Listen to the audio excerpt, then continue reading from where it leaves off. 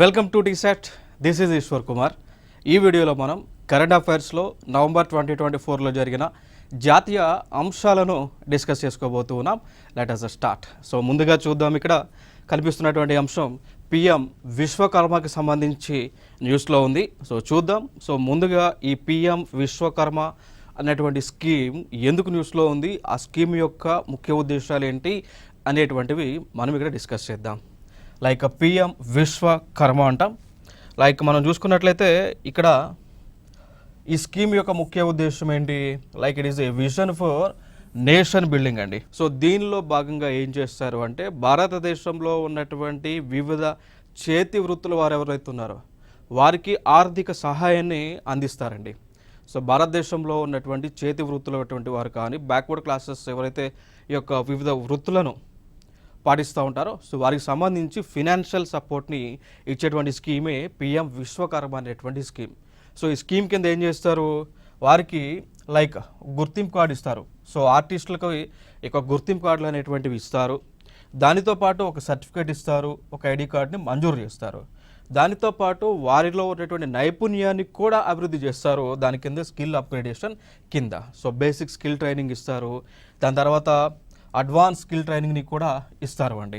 So దానితో పాటు 15,000 రూపాయల విలువ చేసేటువంటి ఒక టూల్ కిట్ని కూడా కేంద్ర ప్రభుత్వం పిఎం విశ్వకర్మ కింద ఇస్తూ ఉంటుంది. ఇప్పుడు ఫర్ ఎగ్జాంపుల్ బార్బర్స్, మనకి ఈ నాయ బ్రాహ్మణులు ఎవరైతే ఉన్నారో వారికి కిట్, హెయిర్ కట్ చేసే కిట్ ఉంటుందా, సో అట్లాంటి కిట్స్, అట్లా 15,000 రూపాయలు విలువ చేసేటువంటి కిట్లను ఫ్రీగానే ప్రభుత్వం ఇస్తుంది అండి పిఎం విశ్వకర్మ కింద. దాని తర్వాత ఎటువంటి తాకట్టు అవసరం లేకుండా కొలేటరల్ ఫ్రీ లోని అప్ టు 5% ఇంట్రెస్ట్తో 1 lakh వరకు, సో మొట్టమొదటిసారిగా 1 lakh వరకు, సెకండ్ టైం 2 lakhs వరకు 5% వడ్డీతోనే ఇక లోన్స్ అనేటువంటివి మంజూరు చేస్తారు అండి. సో దాని తర్వాత ఇప్పుడు ఏదైతే మనకి ఈ చేతి వృత్తులు అటువంటి వారు ఎవరైతే ఉన్నారో వారు ఉత్పత్తి చేసినటువంటి వస్తువులు కావచ్చు ఏవైనా కానీ అవి కనుక ఎక్స్పోర్ట్ చేసే అంటే ఎగుమతి చేయడానికి ఉంటే కనుక వాటికి ఆ మార్కెట్ సపోర్ట్ని కూడా అందిస్తారు. సో ఎక్స్పోర్ట్ చేయడానికి మార్కెట్ ఫెసిలిటీలను అందిస్తుంది పిఎం విశ్వకర్మ కింద కేంద్ర ప్రభుత్వం అండి. మరి అయితే ఈ పథకాన్ని అమలు చేస్తున్నటువంటి మంత్రిత్వ శాఖ ఏది అంటే ministry of micro small and medium enterprises. So వారు ఈ యొక్క పథకాన్ని అమలు చేస్తూ ఉన్నారు. సో అయితే పిఎం విశ్వకర్మ కింద ఎలిజిబిలిటీ ఉన్నటువంటి 25 ట్రెడిషనల్ ట్రేడ్స్ మనం చూస్తే ఒకటి కార్పెంటర్ అండి, సుతార్ అంటాం, కార్పెంటర్, సో సుతార్. దాని తర్వాత మనం చూసుకుంటే పడవలను తయారు చేసేటువంటి వారు బోట్ మేకర్స్, తర్వాత ఆమోస్, సో ఆయుధాలను తయారు చేసేటువంటి వారు లోహార్ అంట, సో బ్లాక్ స్మిత్స్ అంటాం, ఓకేనా. సో బ్లాక్ స్మిత్లు కానీ హ్యామర్ అండ్ టూల్ కిట్ తయారు చేసేటువంటి వారు కానీ, దాని తర్వాత లాక్ స్మిత్, తాళాలు తయారు చేసేటువంటి వారు, గోల్డ్ స్మిత్, బంగారాన్ని తయారు చేసేటువంటి వారు గోల్డ్ స్మిత్స్, అండ్ పాటర్, కుండలను తయారు చేసేటువంటి వారు స్కల్ప్చర్స్, ఓకేనా. దాని తర్వాత stone carvers, stone breakers, cobblers, shoe smith అంట, సో చెప్పులను తయారు చేసేటువంటి వారు, ఫుట్వేర్ ఆర్టిస్టులు కానీ, మ్యాసన్ కానీ, basket maker, basket weaver, coir weavers, ఓకేనా. దాని తర్వాత బ్రూమ్ మేకర్లు కానీ, డాల్ అండ్ టాయ్ మేకర్లు, బార్బర్స్కి, గార్లాండ్ మేకర్స్కి, వాషర్మ్యాన్కి, టైలర్కి, ఫిషింగ్ నెట్ మేకర్స్కి, వీళ్ళందరికీ కూడా ఈ యొక్క పిఎం విశ్వకర్మ కింద ఎలిజిబిలిటీని ప్రభుత్వం ఇవ్వటం జరిగింది. సో 1 లక్ష రూపాయలు ఫస్ట్ ఇన్స్టాల్మెంట్లో లోన్ ఇస్తారు, ఇన్స్టెంట్గా ఇస్తారు, అది కూడా 5% కంటే తక్కువ వడ్డీతో. సెకండ్ టైం వాళ్ళు కరెక్ట్గా పే చేస్తే మళ్ళీ 2 లక్షల రూపాయలు ఇస్తారు అండి, ఓకేనా. సో ఇదొక ఇంపార్టెంట్ అంశంగా మనం గుర్తుపెట్టుకోవచ్చు. మరి యొక్క స్కీమ్ యొక్క బెనిఫిట్స్ మనం చూసుకుంటే ఇప్పటికి అంటే బెనిఫిట్స్ చూస్తే కనుక ఇవన్నీ కూడా మనకి బెనిఫిట్స్ ఉన్నాయి. Collateral free loan up to 3 lakhs అని అన్నామా. సో ఫస్ట్ ఇనిషియల్గా 1 లక్ష రూపాయలు ఇస్తారు, తర్వాత 2 లక్షలు, మళ్ళీ వాళ్ళు కరెక్ట్ టైంలో కడితే 3 లక్షలు, మళ్ళీ పే చేస్తే అట్లా పెంచుకుంటూ ఆ అమౌంట్ని పెంచుకుంటూ పోతారు అండి, ఓకేనా. So collateral free loan up to 3 lakhs rupees, tool kit up to 15,000 రూపీస్ని. దాంతోపాటు వారు ట్రైనింగ్ పొందేటువంటి సమయంలో స్కిల్ అప్గ్రేడేషన్ కోసం ట్రైనింగ్ ఎప్పుడైతే పొందుతూ ఉంటారో ఆ సమయంలో వారికి రోజుకి 500 రూపాయలను ఇస్తారు. దాని తర్వాత మార్కెటింగ్ అసిస్టెన్స్ ఉంటుంది, క్వాలిటీ సర్టిఫికేట్ ఉంటుంది, బ్రాండింగ్ ఉంటుంది, అడ్వర్టైజ్మెంట్స్ని కూడా ఈ పథకం కిందే ఇస్తారు అండి, ఓకేనా. సో ఇదొక అంశం. సో దీనిలో టోటల్గా 25 టైప్స్ ఆర్టిస్టులు ఉన్నారు. దాని తర్వాత 18 టైప్స్ ట్రెడిషనల్ క్రాఫ్ట్ పీపుల్కి కూడా ఈ యొక్క ఎలిజిబిలిటీ అయితే ఉంటా ఉంది. ఓకేనా, సో ఇది ఇక్కడ ఇంపార్టెంట్గా గుర్తుపెట్టుకోవాలి. సో అయితే దీనిలో భాగంగా 25 మిలియన్ అప్లికేషన్స్ని ప్రజలు సబ్మిట్ చేయడం జరిగింది. ఓకే, సో ఇది ఒక ఇంపార్టెంట్ ఇన్ఫర్మేషన్. ఇక దాని తర్వాత వెరీ ఇంపార్టెంట్ అంశం వచ్చేసి డీసిబ్స్కి సంబంధించి న్యూస్లో ఉంది. దీనికి సంబంధించి కూడా గత ఎగ్జామ్స్లో కూడా క్వశ్చన్స్ అడిగారు. అంటే లైక్ ఏమని అడిగారు, which among the followings banks were designated as DSIB banks by Reserve Bank of India అని అడిగారు గత ఎగ్జామ్స్లో, ప్రీవియస్ ఇయర్ క్వశ్చన్స్లో. ఓకేనా, సో డీసిబ్ బ్యాంకులుగా ఏ బ్యాంకులను ఆ యొక్క లిస్టులో చేర్చారని అని గతంలో అడిగారు. ఓకేనా, సో అప్పుడు కానీ ఇప్పుడు కానీ 3 బ్యాంకులు ఉన్నాయి డీసిబ్స్ కింద. సో డీసిబ్స్ కింద ఉన్నటువంటి బ్యాంకులు, ఒకటి ప్రభుత్వ రంగ బ్యాంక్ అయినటువంటి స్టేట్ బ్యాంక్ ఆఫ్ ఇండియా, దాని తర్వాత ప్రభుత్వ రంగ బ్యాంక్ హెచ్డిఎఫ్సి, దాంతోపాటు ఐసిఐసిఐ అనేటువంటి బ్యాంక్స్ ఉన్నాయండి. ఓకేనా, సో డీసిబ్స్ అనేటువంటి ఒక హోదాని, ఒక డెసిగ్నేషన్ని ఇచ్చేటువంటి వారు ఎవరు, రిజర్వ్ బ్యాంక్ ఆఫ్ ఇండియా వాళ్ళు ఇస్తూ ఉంటారు. So reserve Bank of India వాళ్ళు డీసిబ్ అనేటువంటి హోదాని ఇచ్చారా? అవి ఎందుకు ఇస్తారు అంటే, ఏదైతే బ్యాంకు కొలాప్స్ అవ్వడానికి ఇంపాసిబుల్ ఉంటుందో, టూ ఫెయిల్ టూ బిగ్ అని చెప్తుంటారు. అంటే ఆ బ్యాంకులు ఏవైతే కొలాప్స్ అవ్వడానికి ఇంపాసిబుల్గా ఉంటాయో, అసాధ్యంగా ఉంటాయో, ఆ బ్యాంకులకు డీసిబ్ హోదాని ఇస్తారండి. అంటే ఈ భారతదేశంలో ఉన్నటువంటి ఏ బ్యాంక్ కొలాప్స్ అయినప్పటికీ కూడా ఈ 3 బ్యాంకులు అనేటువంటివి ఆర్థికంగా నష్టపోవు, కొలాప్స్ అనేటువంటివి అవ్వవు అనేటువంటి ఒక ఉద్దేశంతో టోటల్గా 3 బ్యాంక్స్ని ఇచ్చారు. ఒకటి state Bank of India, HDFC bank and ICICI బ్యాంకులను ఇవ్వడం జరిగింది. మోస్ట్ ఇంపార్టెంట్ బ్యాంకుల పేరు గుర్తుపెట్టుకోవాలా, డీసిబ్ అనేటువంటి. సో డీసిబ్ అంటే డొమెస్టిక్ సిస్టమేటికలీ ఇంపార్టెంట్ బ్యాంక్స్ అనమాట. ఓకేనా, సో ఈ పదాన్ని కూడా మనం గుర్తుపెట్టుకోండి, రిజర్వ్ బ్యాంక్ ఆఫ్ ఇండియా వాళ్ళు ఇస్తూ ఉంటారు. సో మనకి వచ్చినటువంటి క్వశ్చన్ మనం ఒకసారి చూద్దాం ఇక్కడ. Which organisation releases the list of domestic systematically important banks హోదాని ఏ సంస్థ ఇస్తూ ఉంది అని అడుగుతా ఉన్నారు. ఆప్షన్స్లో State Bank of India and ఆర్థిక మంత్రిత్వ శాఖ, Reserve Bank of India and Indian Banks Association. So ఫైనల్గా మరి ఈ క్వశ్చన్కి answer Reserve Bank of India. So ఇట్లా ఈ విధంగా క్వశ్చన్స్ని అడుగుతున్నారు కాబట్టి మనం ఈ విధంగానే ప్రిపేర్ అవ్వాలి. నెక్స్ట్ అంశం మనం చూద్దాం. ఇంకొక అంశం, ప్రపంచంలోనే మొట్టమొదటి హై ఆల్టిట్యూడ్ పారా స్పోర్ట్స్ సెంటర్ని ఎస్టాబ్లిష్ చేశారు. సో ప్రపంచంలోనే మొట్టమొదటిసారిగా అత్యంత ఎత్తులో ఉన్నటువంటి పారా స్పోర్ట్స్ సెంటర్ని ఇనాగ్రేట్ చేశారు. మరి పారా స్పోర్ట్స్ సెంటర్ దేనికి సంబంధించింది అంటే, ఎవరైతే దివ్యాంగ్స్ ఉంటారో, ఓకేనా, సో ఎవరైతే దివ్యాంగ్స్ ఉంటారో వారికి ఉండే విధంగా, ఉపయోగపడే విధంగా ఈ సెంటర్ అన్నట్టు. ఓకే, సో దీన్ని ఏర్పాటు చేసినటువంటి ప్లేస్ చూసుకుంటే లేహ్ అనేటువంటి ప్రాంతం ఉంటుంది, లదాఖ్ అనేటువంటి ఒక కేంద్రపాలిత ప్రాంతంలో అండి. సో దీనిని డెవలప్ చేసినటువంటి సంస్థ మనం చూసుకుంటే Ladakh autonomous hill development council వాళ్ళు దీన్ని డెవలప్ చేయటం జరిగింది. వారితో పాటు ఒక ప్రైవేట్ ఇన్స్టిట్యూషన్ అయినటువంటి ఆదిత్య మెహతా ఫౌండేషన్ వాళ్ళు కలిసి డెవలప్ చేశారు. అర్థమైందా? సో ప్రపంచంలోనే అత్యంత ఎత్తులో ఉన్నటువంటి పారా స్పోర్ట్స్ సెంటర్ ఎక్కడుంది, లేహ్ అనేటువంటి ప్రాంతం లదాఖ్లో ఉండటం జరిగింది. ఇది ఒక మోస్ట్ ఇంపార్టెంట్ ఫ్యాక్చువల్ ఇన్ఫర్మేషన్. ఇక్కడ ఇంకొక మొక్క మనకి న్యూస్లో ఉంది. సో చూసుకున్నట్లయితే క్రేనియం ఆంద్రియం అని అంటాం. సో ఇది ఎందుకు న్యూస్లో ఉంది అంటే, ఇటీవల ఆంధ్రప్రదేశ్ రాష్ట్రంలో దీనిని కనుగొనటం జరిగింది. సో చూడవచ్చు దీని యొక్క విశిష్టత, ఇది ఒక మొక్క బట్ పుష్పిస్తూ ఉంది. సో ఇది న్యూస్లో ఉంది కాబట్టి మోస్ట్ ఇంపార్టెంట్గా మనకి గుర్తుపెట్టుకోవాల్సి ఉంటుంది. దాని యొక్క పేరు మనం చూసుకుంటే క్రేనియం ఆంద్రికం అంటాం. సో దీనిని ఫైండ్ అవుట్ చేసింది ఈస్టర్న్ ఘాట్స్లో అండి. సో మనకి తూర్పు కనుమలు ఏవైతే ఉన్నాయో ఆ తూర్పు కనుమలలో దీన్ని ఫైండ్ అవుట్ చేయడం జరిగింది. ఎందుకు అంటే ఇట్లాంటివి కూడా మనకి ఈ ఎన్విరాన్మెంట్ అండ్ ఎకాలజీ సబ్జెక్ట్ ఏదైతే ఉందో దాని పాయింట్ ఆఫ్ వ్యూలో, లేదా science and technology point of వ్యూలో ఇటువంటి క్వశ్చన్స్ని అడుగుతూ ఉన్నారు కాబట్టి మనకి మోస్ట్ ఇంపార్టెంట్గా గుర్తుపెట్టుకోవాలి.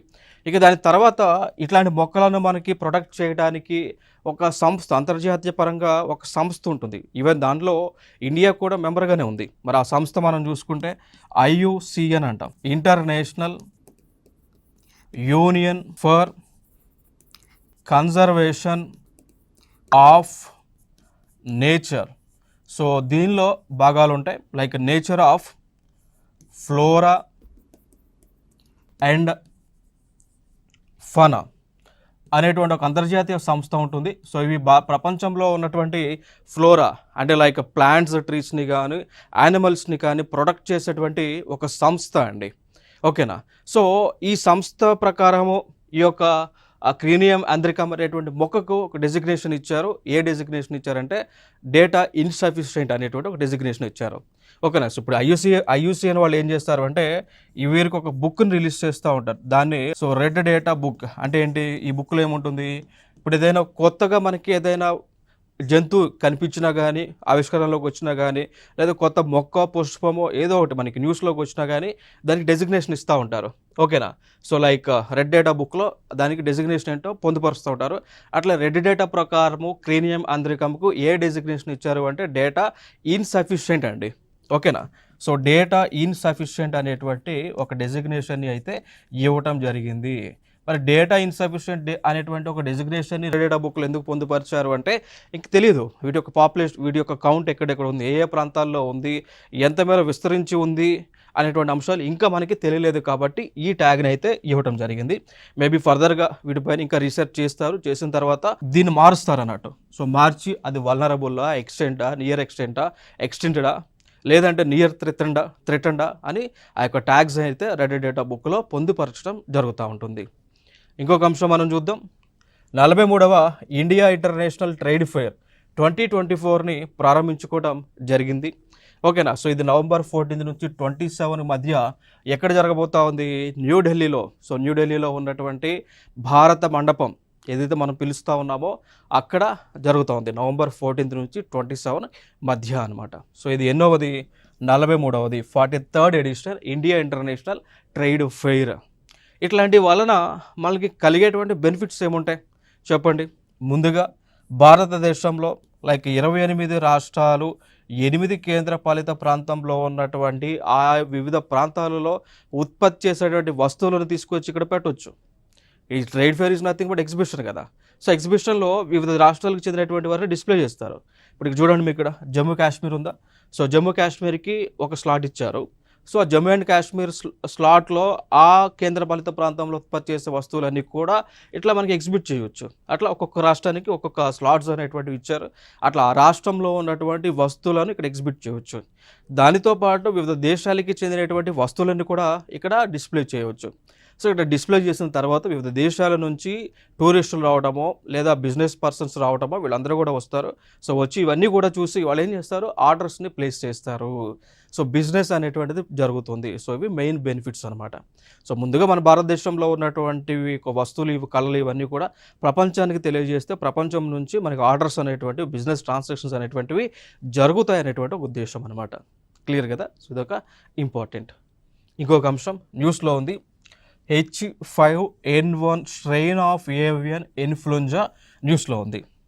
కారణం ఏంటి అంటే ఇదొక ఏవియన్ ఇన్ఫ్లుయెంజా అంటే పక్షులకి వచ్చేటువంటి ఒక వ్యాధి అనమాట. సో ఈ పక్షులకి సంక్రమించేటువంటి వ్యాధి ఏదైతే ఉందో ఇది ఈ జంతువులకి రావడం జరిగింది.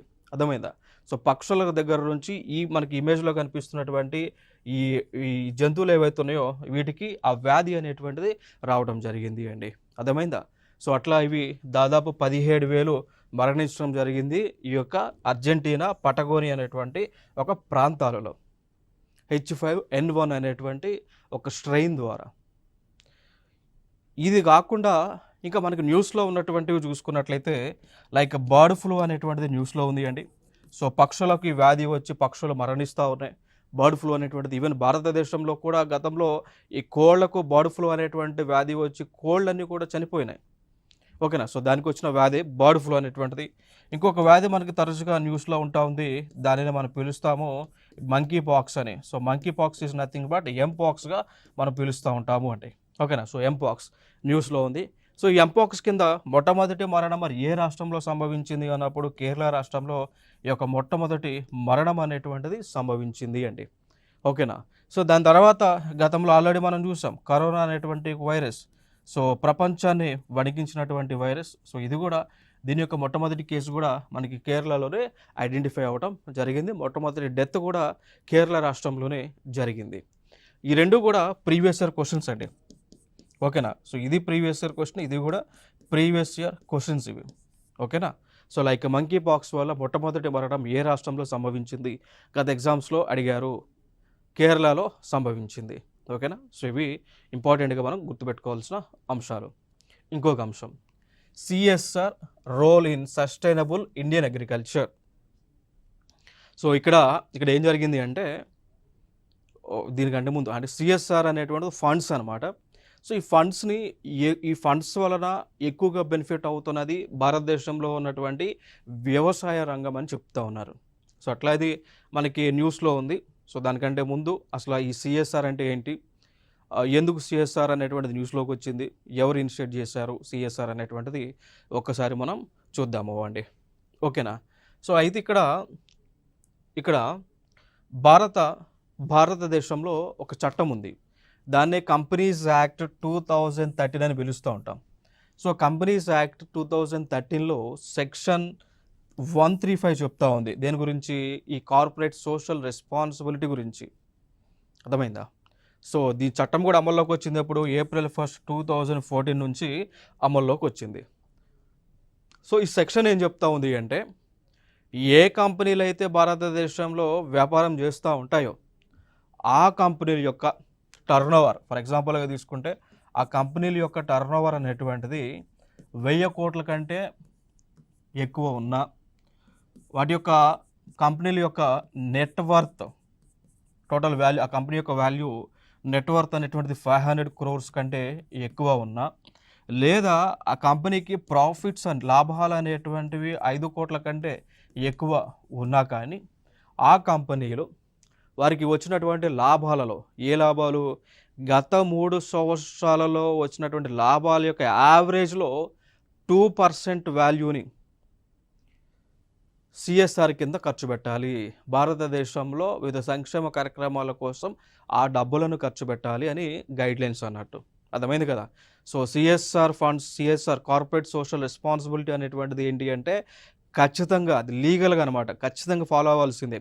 భారతదేశంలో ఏ కంపెనీ అయితే కంపెనీస్ యాక్ట్ 2013 ద్వారా రిజిస్టర్ అయినటువంటి కంపెనీస్ ఉన్నాయో ఆ కంపెనీస్ యొక్క టర్నోవర్ 1000 కోట్ల పైన, లేదా నెట్వర్త్ 500 crores పైన, లేదా ప్రాఫిట్స్ అనేటువంటి 5 crores పైన ఉంటే కనుక ఖచ్చితంగా వారికి వచ్చినటువంటి లాభాలలో లాస్ట్ 3 years యావరేజ్లో కనీసం 2% కంటే ఎక్కువ, సో వారికి సాధ్యమైతే ఎక్కువైనా చేయొచ్చు.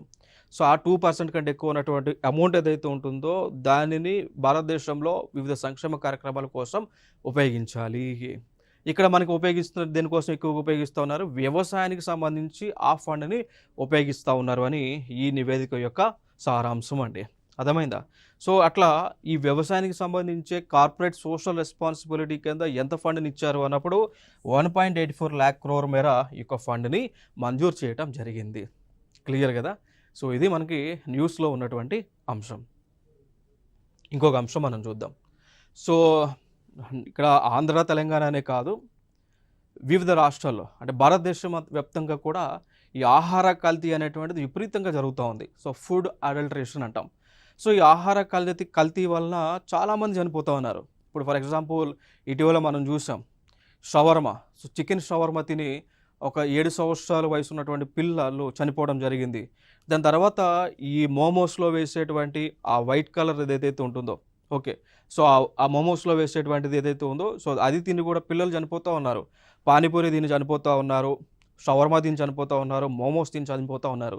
సో రెస్టారెంట్లో కూడా వెళ్ళిన తర్వాత బిర్యానీలు తిన్నా కానీ చనిపోతూ ఉన్నారు, అస్వస్థతకి గురవుతూ ఉన్నారు.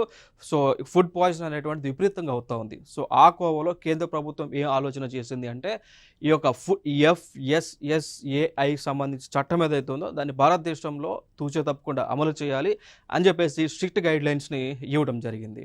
అర్థమైందా? సో భారతదేశంలో కల్తీ ఎవరైనా ఫుడ్ కల్తీని కనుక చేస్తే దానికి సంబంధించినటువంటి యాక్షన్ తీసుకున్నటువంటి ఒక సంస్థ ఉంటుంది. ఓకేనా. సో FSSAI అంటాం. So food standards safety authority of India అనేటువంటి ఒక సంస్థ ఉందా? సో వీళ్ళే. So FSSAI food safety standards authority of India అనేటువంటి సంస్థ కొన్ని గైడ్లైన్స్ని ఇవ్వడం జరిగింది భారతదేశంలో ఫుడ్ని ప్రొటెక్ట్ చేయడానికి, కల్తీ చేయకుండా తగు చర్యలను తీసుకోవడానికి. అందులో భాగంగా ఏంటి అంటే లైక్ ఇప్పుడు మన అందరం కూడా చూస్తూ ఉన్నాం, ఫుడ్ కావాలంటే వెంటనే జొమాటో నుంచో, స్విగ్గీ నుంచో, దాని నుంచి మనం ఆర్డర్ పెట్టుకుంటా ఉన్నామా. సో అట్లా ఆర్డర్ పెట్టుకునేటువంటి ఫుడ్ ఏదైతే ఉందో, ఈ రెస్టారెంట్స్ ఫుడ్ని ఏదైతే సప్లై చేస్తూ ఉంటాయో వాటి యొక్క షెల్ఫ్ లైఫ్ అనేటువంటిది కనీసం 30% ఉండాలని చెప్తా ఉన్నారు. అర్థమైందా? సో షెల్ఫ్ లైఫ్ అనేటువంటిది కనీసం 30% ఉండాలని చెప్తా ఉన్నారు. దానితో పాటు దానితో పాటు ఈ ఫుడ్ ప్రొడక్ట్స్ ఏవైనా డెలివరీ చేస్తే వాటి యొక్క ఎక్స్పైరీ డేట్ కనీసం 45 డేస్ అడ్వాన్స్గా ఉండాలంటున్నారు. ఇప్పుడు ఈరోజు ఒక ప్రోడక్ట్ చూసామండి, దానిపైన ఎక్స్పైరీ డేట్ మనం చూస్తే అది 45 రోజుల తర్వాత మాత్రమే ఎక్స్పైర్ అవ్వాలి అని చెప్తా ఉన్నారు. సో అంటే ఇక్కడ ఈ రోజు నుంచి కంపేర్ చేస్తే 45 రోజులకి ఆ తర్వాత ఎక్స్పైర్ ఉన్న ప్రోడక్ట్లు మాత్రమే ఈ కామర్స్ వెబ్సైట్స్ అయినా ఎవరైనా కానీ సప్లై చేయాల్సి ఉంటుందని స్ట్రిక్ట్ గైడ్లైన్స్ని ఎఫ్ఎస్ఎస్సి వాళ్ళు ఇవ్వటం జరిగింది. సో వీరికి ఇంకొక కంప్లీట్ ఫ్రీడమ్ని కేంద్ర ప్రభుత్వం ఇచ్చింది. ఈవెన్ తెలంగాణ ప్రభుత్వం కూడా ఈ ఎఫ్ఎస్ఎస్సికి కంప్లీట్ అథారిటీని ఇచ్చింది. ఏమని ఇచ్చింది? వారు ఎప్పుడైనా కానీ ఏ రెస్టారెంట్నైనా కానీ తనిఖీ చేయవచ్చు, తనిఖీ చేసి వాటిపైన ఫైన్స్ అనేటువంటి వేయవచ్చు అని చెప్పేసి ఈ గైడ్లైన్స్ని తెలంగాణ రాష్ట్ర ప్రభుత్వం మొన్న ఇవ్వటం జరిగింది. ఓకేనా? సో ఈ కోవలోనే తెలంగాణ ప్రభుత్వము ఫుడ్ ఇన్స్పెక్టర్లను భారీగా నియమించుకుపోతూ ఉంది. సో నోటిఫికేషన్ కూడా మనకు త్వరలో రాబోతూ ఉంది. సో ఫుడ్ ఇన్స్పెక్టర్లకు సంబంధించి భారీ రిక్రూట్మెంట్ తెలంగాణలో జరగబోతూ ఉంది. కారణం ఏంటి అంటే కేంద్ర ప్రభుత్వం యొక్క ఆదేశాలు ఏంటి అంటే భారతదేశంలో ఫుడ్ని కల్తీ లేకుండా చర్యలు తీసుకోవడానికి. ఇదొక ఇంపార్టెంట్ అంశంగా మనం గుర్తుపెట్టుకోండి. ఇంకొక అంశం మనం చూద్దాం. ఇక్కడ ఐబిఎం అంటాం. సో ఐబిఎం అనేటువంటి ఒక సంస్థ వీళ్ళు జన్ ఏఐ అనేటువంటి ఒక ఇన్నోవేషన్ సెంటర్ని కొచ్చి నథింగ్ బట్ కేరళలో ఏర్పాటు చేశారు. సో ఐబిఎం అనేటువంటి ఒక ప్రభుత్వ రంగ సంస్థ జనరేటివ్ ఆర్టిఫిషియల్ ఇంటెలిజెన్స్ అనేటువంటి ఒక సంస్థని కొచ్చిలో కేరళలో ఏర్పాటు చేయడం జరిగింది. క్లియర్ కదా? సో ఇక్కడ వరకు ఇంపార్టెంట్ అంశం. దీని వలన కలిగేటువంటి బెనిఫిట్స్ ఏముంటాయి? ఒకసారి ఐబిఎం కనుక ఆ ప్రాంతంలోకి వచ్చిందన్నప్పుడు దానికి అనుబంధంగా ఉన్నటువంటి కంపెనీలన్నీ కూడా వారి యొక్క బ్రాంచెస్ని ఏర్పాటు చేస్తాయి. అట్లా బ్రాంచెస్ అనేవి కూడా ఏర్పాటు చేస్తే ఏమవుతుంది? అప్పుడు కొచ్చి అనేటువంటిది టెక్నాలజీ హబ్గా మారుతూ ఉంటుంది. అర్థమైందా? సో కొచ్చి అనేటువంటిది టెక్నాలజీ హబ్గా మారబోతా ఉంది అండి. ఓకేనా? సో ఇదొక ఇంపార్టెంట్ అంశం. సో టెక్నాలజీ హబ్గా మారుతూ ఉంది అంటే ఆటోమేటిక్గా ఏం జరుగుతూ ఉంది? ఎక్కువ ఎంప్లాయీస్ కావాలి కాబట్టి ఎంప్లాయ్మెంట్ ఉద్యోగ కల్పన అనేటువంటిది గణనీయంగా పెరుగుతుందండి. ఓకేనా? సో ఇవన్నీ కూడా బెనిఫిట్స్. సో ఎంప్లాయ్మెంట్ పెరిగింది అంటే రైట్ టు లైఫ్ సాధించవచ్చు, మంచిగా బతుకుతుంటారు, స్కూల్స్ ఎక్కువగా ఎస్టాబ్లిష్ అవుతాయి, హాస్పిటల్ ఫెసిలిటీస్ ఇవన్నీ కూడా వస్తాయని మనం చెప్పుకోవచ్చు. ఓకే, నెక్స్ట్ ఇంకొక అంశం. సో ఈ అమెజాన్ వాళ్ళు కొత్తగా ఒక స్కీమ్ లాంచ్ చేశారు. అమెజాన్ అనేటువంటి ఒక కామర్స్ వాళ్ళు ఏం చేశారంటే కొత్తగా ఒక స్కీమ్ని వాళ్ళు లాంచ్ చేశారు. ఆ స్కీమ్ కింద ఏంటి అంటే భారతదేశంలో ఉన్నటువంటి 4,000కు పైగా విద్యార్థులకు ట్రైనింగ్ ఇవ్వబోతూ ఉన్నారు. స్కిల్ ట్రైనింగ్ సంబంధించి, కోడింగ్కి సంబంధించి ట్రైనింగ్ని ఇవ్వబోతూ ఉన్నారండి. సో స్కిల్ ట్రైనింగు, కోడింగ్ సంబంధించి, రోబోటిక్స్కి సంబంధించి, సో బేసిక్ రోబోటిక్స్కి సంబంధించి ట్రైనింగ్ని 4,000 పైగా స్టూడెంట్స్కి ఇవ్వబోతూ ఉన్నారు. వాళ్ళలో మనం చూసుకుంటే 5 నుంచి 12 తరగతి మధ్య ఉండాలండి. సో 5th క్లాస్ నుంచి 5th నుంచి 12th మధ్య వాళ్ళు ఉండాలి. అర్థమైందా? సో దాని తర్వాత మనం చూస్తే మరి దీనికి ఏమైనా అమెజాన్ వాళ్ళు ఛార్జ్ చేస్తారంటే లేదు, కంప్లీట్గా ఫ్రీ. సో ఉచితంగా దీన్ని అందిస్తారు. ఇదో క్లియర్ కదా? ఇంకొక అంశం ఇంకొక ప్రాజెక్ట్ మన భారతదేశంలో గవర్నమెంట్ లాంచ్ చేసింది. లైక్ దాన్నే స్టెమ్ అని అంటాం. స్టెమ్ అంటే సైన్స్, ఎస్ అంటే సైన్స్, టీ అంటే టెక్నాలజీ, ఈ అంటే ఇంజనీరింగ్ అండ్ ఎం అంటే మెడిసిన్ అండి. సో కేంద్ర ప్రభుత్వము ఒక స్టెమ్ అనేటువంటి ఒక ప్రాజెక్ట్ లాంచ్ చేసిందా? ఆ స్టెమ్ ప్రాజెక్ట్ ఏంటి? విద్యార్థులలో సైన్స్ పైన అవగాహన పెంచడము, టెక్నాలజీ పైన అవగాహన పెంచడము, ఇంజనీరింగ్ పైన, మెడిసిన్ పైన అవగాహనను పెంచేటువంటి కార్యక్రమమే స్టెమ్ అనేటువంటి కాన్సెప్ట్. సో స్టెమ్ బేస్ చేసుకునే అమెజాన్ వాళ్ళు 4,000 మంది విద్యార్థులకు ఈ యొక్క ఫ్రీ ట్రైనింగ్ కోడింగ్, బేసిక్ రోబోటిక్స్లో ఇవ్వబోతా ఉన్నారు. ఇంకొక అంశం లైక్ మనం చూసుకున్నట్లయితే ఇక్కడ సో ఎఫ్సిఆర్ఏ అంటే ఏంటి అంటే foreign contribution regulation act. Full form చాలా ఇంపార్టెంట్ ఇది. సో 2010 నుంచి అమల్లోకి వచ్చింది ఇది. సో ఎఫ్సిఆర్ఏ అంటే ఫారెన్ కంట్రిబ్యూషన్ రెగ్యులేషన్ యాక్ట్. ఏ సంవత్సరం అమల్లోకి వచ్చింది? 2010లోకి అమల్లోకి వచ్చింది. దీన్ని అమలు చేస్తున్నటువంటి మంత్రిత్వ శాఖ ఏది? మినిస్ట్రీ ఆఫ్ హోమ్ అఫైర్స్ అండి. సో కేంద్ర హోంమంత్రిత్వ శాఖ దీనిని అమలు చేస్తూ ఉంది. అర్థమైందా? సో ఈ చట్టాన్ని ఎందుకు అమలు చేస్తూ ఉన్నారు అంటే దీనివల్ల కలిగే బెనిఫిట్స్ ఏంటి అంటే ఎవరైనా కానీ భారతదేశంలోకి వివిధ దేశాల నుంచి ఫండ్స్ని తెప్పించుకోవాలి అంటే, ఓకేనా, సో విదేశాల నుంచి మనకు ఫండ్స్ భారతదేశంలోకి రావాలి అంటే వారు ఖచ్చితంగా ఈ ఎఫ్సిఆర్ఏ లైసెన్స్ని కలిగి ఉండాలి. ఒకసారి హోంమంత్రిత్వ శాఖ ఎఫ్సిఆర్ఏ లైసెన్స్ ఇస్తే దాని యొక్క వ్యవధి 5 సంవత్సరాలు అయితే ఉంటుందండి. ఓకేనా? సో అట్లా ఎఫ్సిఆర్ఏ లైసెన్స్ పొంది వివిధ దేశాల నుంచి, వివిధ దేశాల్లో ఉన్న సంస్థల నుంచి ఫండ్స్ భారతదేశంలోకి తీసుకువచ్చినప్పుడు ఆ ఫండ్స్‌తో ఏం చేయాలో తెలుసా? భారతదేశంలో ఎడ్యుకేషన్‌ని డెవలప్ చేయాలి. లేదా భారతదేశంలో ఉన్నటువంటి వారికి స్కిల్ అనేటువంటిది పెంపొందించాలా? లేదా భారతదేశంలో ఉన్నటువంటి కుటీర పరిశ్రమ కానీ, సెల్ఫ్ హెల్ప్ గ్రూప్స్ కానీ, సోషల్ వెల్ఫేర్ యాక్టివిటీస్ అనేటువంటివి చేయాల్సి ఉంటుంది ఈ ఫండ్‌తో. లేదా హాస్పిటల్స్ కావాలంటే హాస్పిటల్స్ అయినా వారు కన్స్ట్రక్ట్ చేయొచ్చు. నథింగ్ బట్ మెడికల్ ఫెసిలిటీస్‌ని మెడికల్ ఫెసిలిటీలను ప్రొవైడ్ చేయొచ్చు అండి. బట్ అవి కాకుండా ఈ ఫండ్‌ని రిలీజియన్ కన్వర్షన్స్ కోసం, మత మార్పిడి కోసం గనక ఉపయోగిస్తే వెంటనే ఆ లైసెన్స్‌ని కేంద్ర ప్రభుత్వం ఇమ్మీడియేట్‌గా క్యాన్సిల్ చేస్తదండి.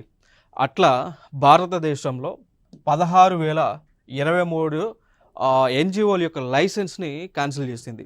ఎఫ్సిఆర్ఏ లైసెన్స్‌ని గవర్నమెంట్ ఆఫ్ ఇండియా క్యాన్సిల్ చేయడం జరిగింది. దాంతోపాటు 20,711 ఈ యొక్క రాడికల్ ఆర్గనైజేషన్స్ ఏవైతే ఉన్నాయో వారి యొక్క లైసెన్స్‌ని కూడా కేంద్ర ప్రభుత్వం క్యాన్సిల్ చేయడం జరిగింది. ఫైనల్‌గా కేంద్ర ప్రభుత్వం ఏమంటుంది? ఏదైతే ఫండ్స్ వివిధ దేశాల నుంచి భారతదేశంలోకి వస్తుందో ఆ ఫండ్‌ను ఉపయోగించుకొని భారతదేశంలో టెర్రరిజాన్ని డెవలప్ చేయడానికి, రిలీజియన్ కన్వర్షన్‌లను పెంచడానికి ఉపయోగిస్తున్న సందర్భాన మేము రద్దు చేశామని గవర్నమెంట్ ఆఫ్ ఇండియా అఫీషియల్‌గా స్టేట్మెంట్ అనేటువంటిది ఇవ్వటం జరిగింది. అర్థమైందా? అట్లా ఇవి మనకు న్యూస్‌లో ఉంది. ఈ పాయింట్ ఆఫ్ వ్యూలో గతంలో మనకు ప్రీవియస్ ఇయర్ క్వశ్చన్స్ చూసుకుంటే లైక్ ఎఫ్సిఆర్ఏ యొక్క ఫుల్ ఫామ్ని అడిగారు, ఏ సంవత్సరంలో అమల్లోకి వచ్చింది అని అడిగారు, ఎఫ్సిఆర్ఏ ఇచ్చేటువంటి మంత్రిత్వ శాఖ ఏది అని చెప్పేసి కూడా గత ఎగ్జామ్స్లో అడిగారు. ఎఫ్సిఆర్ఏ ఇచ్చేది MHA, ministry of home affairs. ఇవి మనకి ఇప్పుడు సంబంధించిన కరెంట్ అఫైర్స్. నెక్స్ట్ వీడియోలో సరికొత్త అంశాలతో మీ ముందుకు రావడం జరుగుతుంది. Thank you so much.